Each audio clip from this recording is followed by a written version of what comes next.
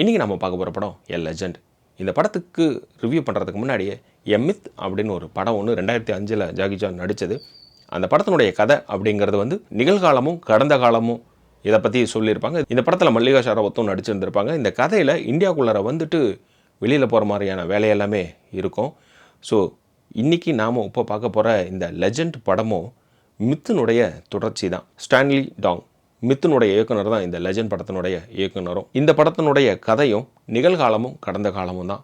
இதில் புதுசாக சொல்லியிருக்கக்கூடிய விஷயம் என்னென்னா, குதிரைப்படையை வந்து எப்படி ஒரு தளபதி வந்து ஆர்கனைஸ் பண்ணி எடுத்துகிட்டு போருக்கு போகிறாங்க அப்படிங்கிறத, அதுக்குள்ளார இருக்கக்கூடிய மித்துகள்லாம் சொல்லியிருப்பாங்க இந்த படத்தில். இந்த படத்தினுடைய கதை அப்படின்னா, ஜாக்கி சான் ஒரு தொல்பொருள் ஆய்வாளர். அவர்கிட்ட ஒரு பதக்கம் ஒன்று கிடைக்குது.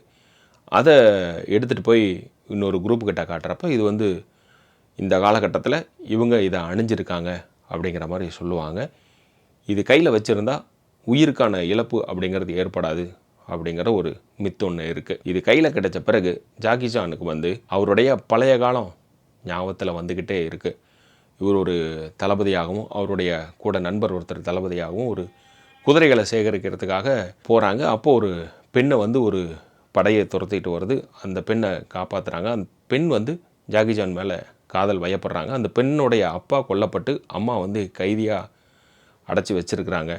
இது ஒரு பக்கம் போக, கரண்ட்டில் அந்த கடந்த காலத்தில் இருந்தவங்க எல்லாமே நிகழ்கால இவர் பக்கத்துலேயே ட்ராவல் ஆகிட்டும் வந்துட்டுருப்பாங்க. அங்கே என்ன பண்ணாங்களோ அதே விஷயத்தையும் இங்கேயும் பண்ணிகிட்ருப்பாங்க. இந்த படத்தில் இன்னொரு விஷயம் என்ன அப்படின்னா, அந்த 10,000 ஆண்டுகளுக்கு முன்னே ஒரு பனிப்பாறையை கண்டுபிடிச்சு அதுக்கு உள்ளே போனால் சொர்க்கத்துக்கு தியாகம் பண்ணக்கூடிய ஒரு இடம் ஒன்று இருக்கும். அங்கே இருக்கக்கூடிய செல்வங்களை ஆட்டையம் போடுறான்னு நினைக்கிறாரு வில்லன்.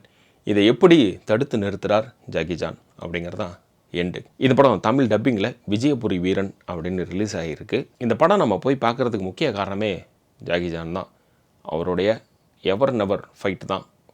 ஆனால் இந்த படத்தில் அது மிஸ் ஆகிட்டு அந்த கிளைமேக்ஸில் மட்டும்தான் அந்த பார்க்க வேண்டிய சூழல் ஏற்படுது. அது வரைக்கும் இந்த குதிரைக்குள்ளார வால் சண்டை அது இதுன்னே ஓடிட்டுருக்கிறது வந்து கொஞ்சம் போர் அடிக்க ஆரம்பிக்குது. நமக்கு இது செட் ஆகாதுப்பா அப்படிங்கிற மனநிலை தான் ஏற்படுத்துது. இந்த படத்துக்கு கன்க்ளூஷன் ஒன்று நம்மளால் முடிவு பண்ணவே முடியல. ஏன்னா அந்தளவுக்கு நம்மளை மண்டையை கொலை போட்டுருச்சு. இருந்தாலும் ஒரு கன்க்ளூஷன் கொடுக்கலான்னு யோசிச்சா நம்ம ஊர் சரவணா அண்ணாச்சி நடித்த லெஜெண்ட் படமே பரவாயில்ல அப்படிங்கிறது தான் தோணுது.